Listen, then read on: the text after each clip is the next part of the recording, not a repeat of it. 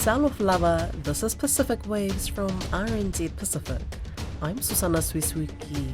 Coming up, Are countries lessening their ambition? Because if they are, that of course impacts us. we talk to Dame Jacinda Ardern as week 2 of the UN climate talks get underway in Brazil. Also, it takes a long time to build a canoe, to train a crew, to plan a voyage. 40 years after its maiden voyage to Aotearoa, the Hawaiian waka Hokulea returns, and all the Pacific sports results from the weekend.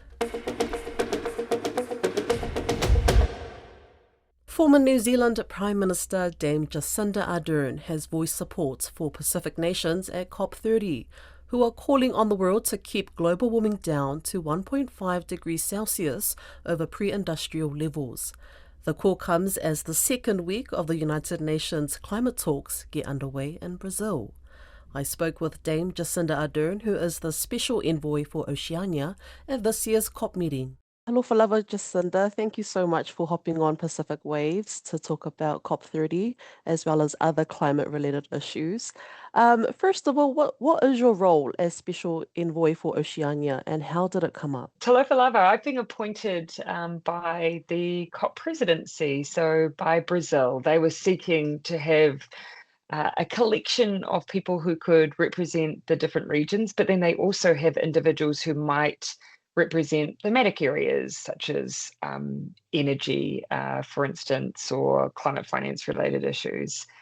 Initially when I was asked, one of my hesitations was this is a role that usually you would expect to come forth from Oceania itself. But in this case, what the presidency was seeking wasn't a negotiator, wasn't someone that was speaking on behalf of the region, rather someone who could help elevate the priorities of the region, help the presidency ensure that those views and priorities were being fed through and troubleshoot any particular issues as they arise as well. The world is heading in the right direction, but not fast enough to keep global warming below 1.5 degrees Celsius. Do you think that will change? That has to be our aspiration, that has to be our focus.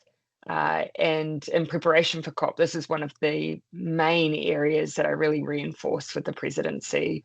Yes, we have the most recent UN report telling us that we're on, we've seen a lessening, I guess, as it were, of the trajectory for a 2.3 to 2.5 by 2100 of warming, but we know that that margin, that difference between 1.5 and 2.5 is huge for our region. It's further ocean acidification, it's the loss of coral reefs, it's further loss of fisheries, which is a key source of finance, let alone of course, a staple within the region's diet. These are significant issues. And that's before you consider the impact for our low-lying neighbours, the likes of Kiribati, Tuvalu, and Tokelau. So keeping 1.5 high on the agenda is just so critical for our region. Will we achieve it? I think the answer really has to be if we can, and we can, then we must. It's just the window is becoming smaller. New Zealand's Foreign Minister Winston Peters said he wants to discuss the Paris Climate Accord with Pacific leaders, as some might not be aware of how it's structured. He's also questioned the point in New Zealand being a member of Paris, saying that New Zealand contributes very little to global emissions. What do you make of his comments? Look, I'll let the politicians of New Zealand seek and respond and take responsibility for, of course, their own positions on climate. My role is to try and distill, the overall messaging that comes from our region. And I think one of those messages has been, we are a region that contributes the least, but feels the impact the most. And you see Pacific leaders in particular, that as they share that message, they're not shying away from their own responsibilities in the region. So even though their profile is even smaller than, say, of course, the likes from within our region of Australia or New Zealand, they still, for instance, are producing things like a 100% renewable plan to try and demonstrate the work they're doing themselves on mitigation. I think if you're going to be a moral voice on the climate crisis, as our Pacific leaders have been, then you also understand that you too have a responsibility to act. And that's certainly been my view. We all have to do our bit. Otherwise, the idea of collective action on climate falls apart, because where's the cutoff for when your contribution is not enough for you to do anything?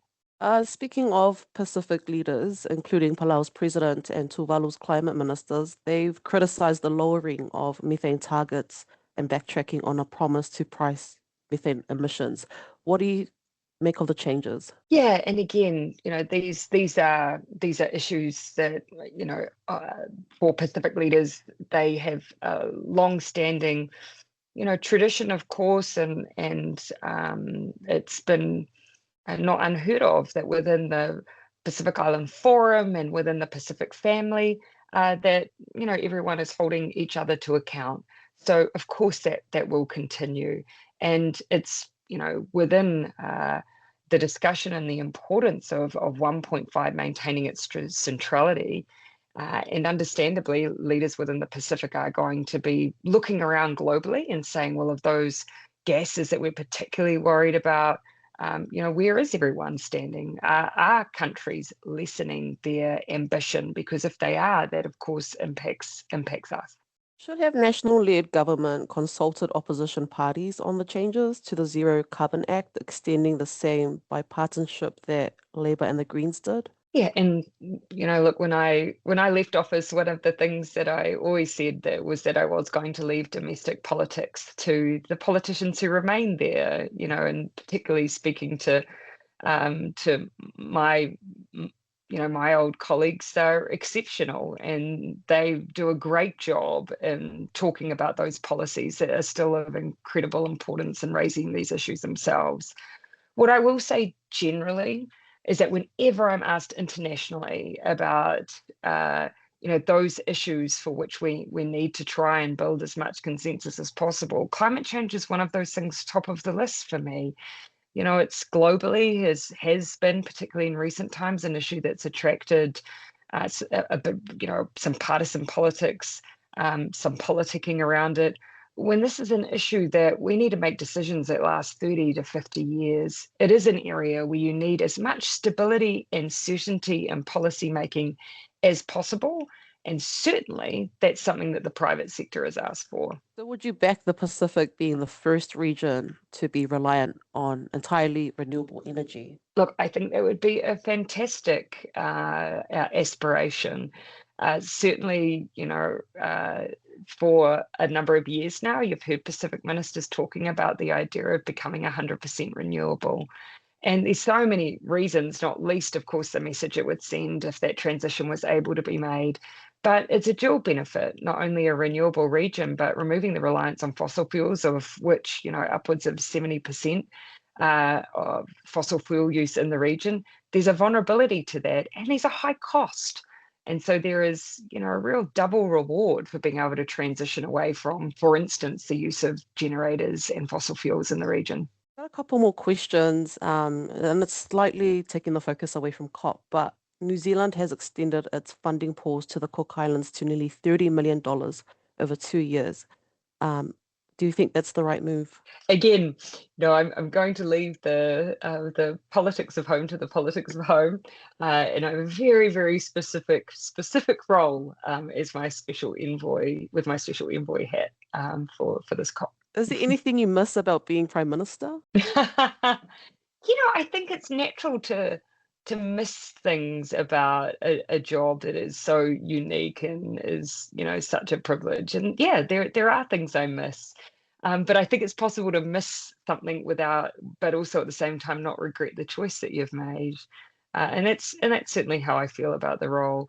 I can tell you that even for the short space of time, having the role working alongside the Pacific region on an issue as important to the region as climate change, has reminded me of some of those things that I just enjoyed about the role, and working alongside Pacific leaders was one of them. Yeah, you definitely inspired a lot of young women to come into leadership positions, including the Pacific. But as you know, Pacific women, they're still underrepresented at decision-making tables. What's your message to Pacific women who want to come into that political space? We need them.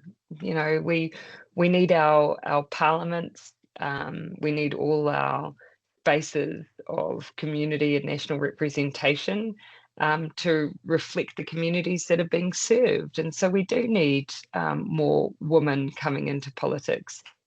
That's acknowledging that there are a lot of barriers. Some of which I did not personally experience myself.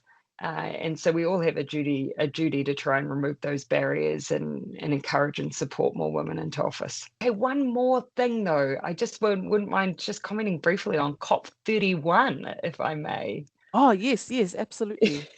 No trouble. One of the areas of focus for this COP has been the next one. The Australia obviously has made a bid in partnership with the Pacific to host COP31. And I see that as incredibly important, an opportunity to bring people into the region that is so deeply affected by climate change.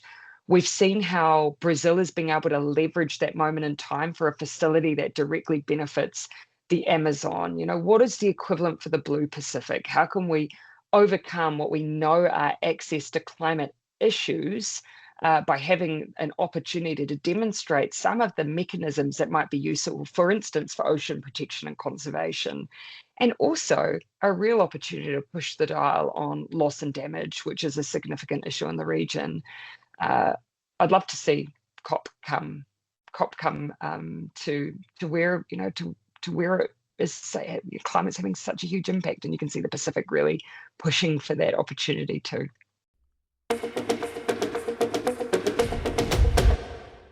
40 years after its maiden voyage to Aotearoa, the Hawaiian waka Hokulea has returned, this time as part of an epic 4-year, 80,000-kilometre voyage around the Pacific with her sister vessel Hikianalia. The waka arrived a week earlier than expected after a 17-day crossing from Rarotonga. Their crew remained under tapu ahead of their formal welcome to Waitangi Te Timarai on Friday afternoon. Tiana Haxton was there.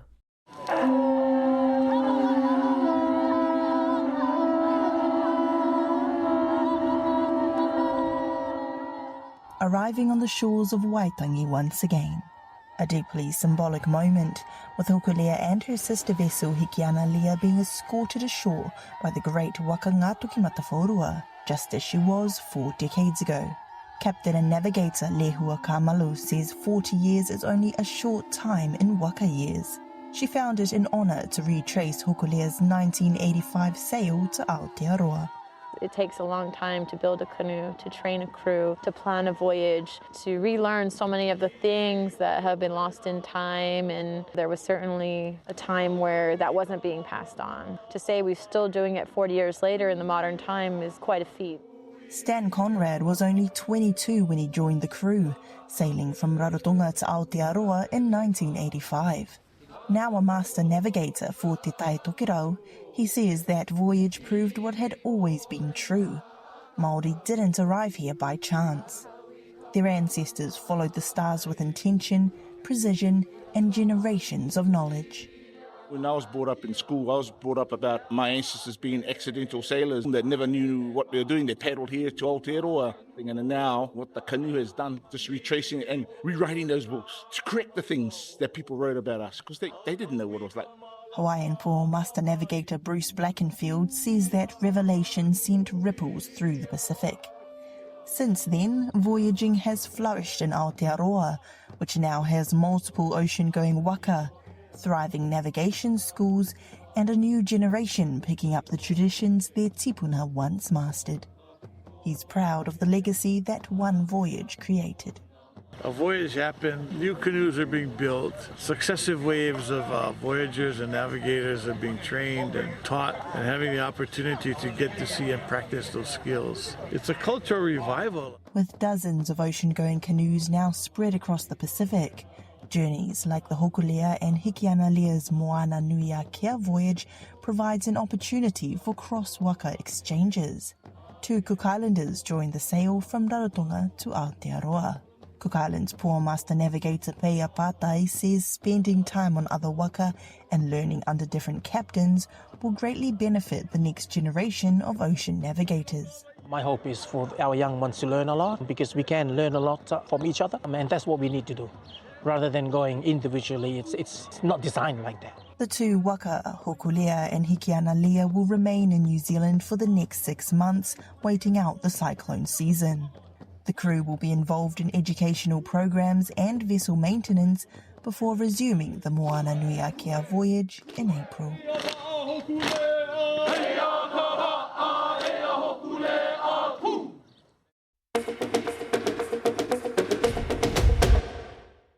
It was another busy weekend of sports for Pasifika teams, with action ranging from futsal football in Suva, the Melanesian Cup tournament in Port Moresby, and the Flying Fijians taking on France in rugby out in Bordeaux.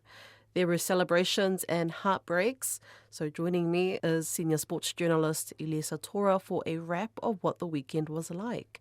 Bula Iliesa, Suva is hosting this year's OFC Futsal Men's Champions League. What's the latest from that event? Yes, Bula Vinaka, the Oceania Football Confederation Futsal competition is into its second day on Monday.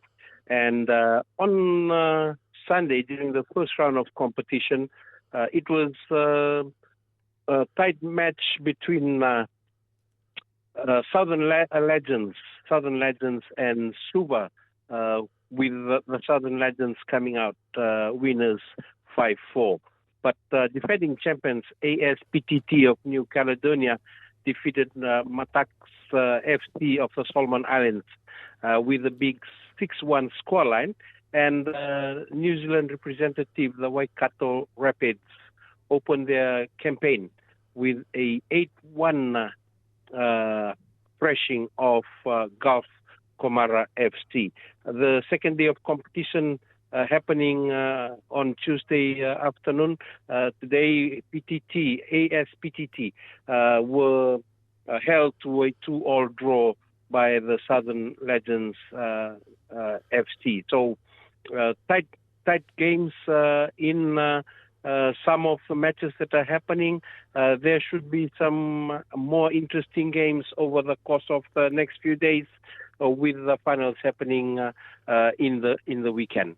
Over in Port Moresby, PNG, local fans retreated to some exciting tussles on the field. Who have been the winners so far? Yes, interesting up in Port Moresby because New Caledonia, who were actually also expected to play in this Melanesian Cup, pulled out last weekend, and that left only 5 teams competing, with Papua New Guinea having to put in a under 23 team to replace New Caledonia.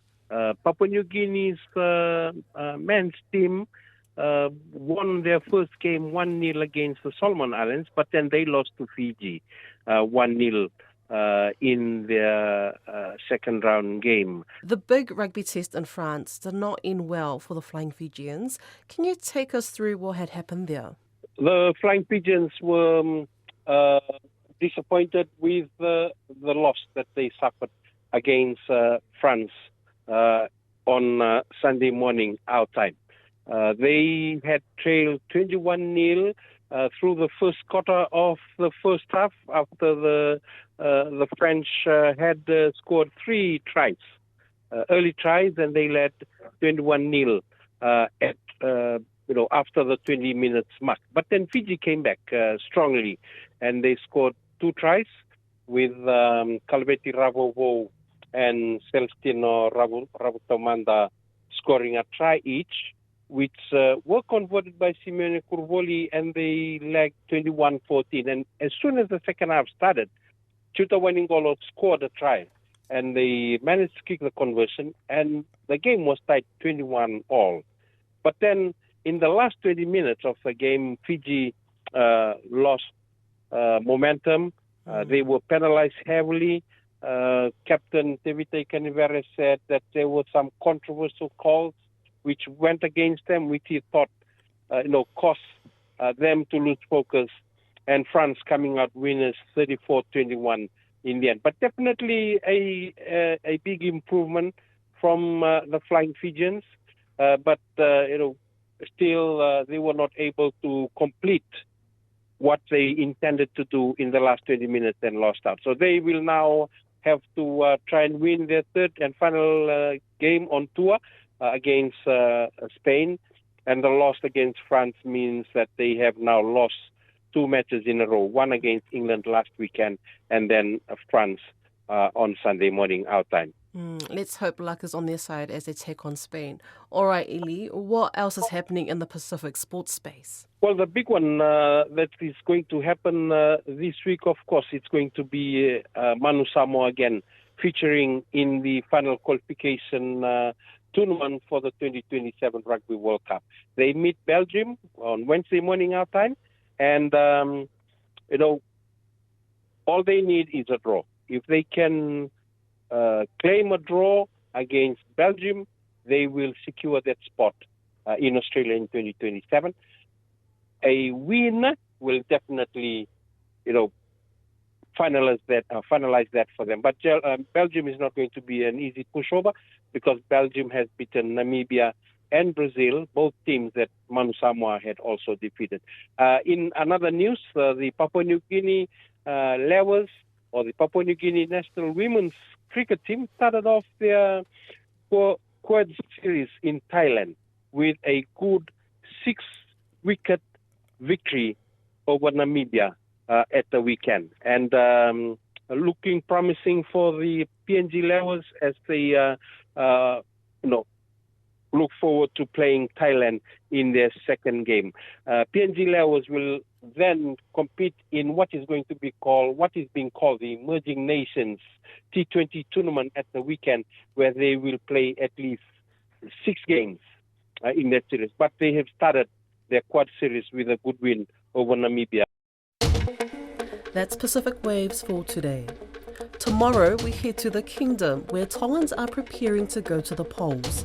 For all episodes, head over to rnz.co.nz/Pacific. We're also on Spotify, Apple and iHeartRadio. From myself and the RNZ Pacific team, tō whā, sui fua.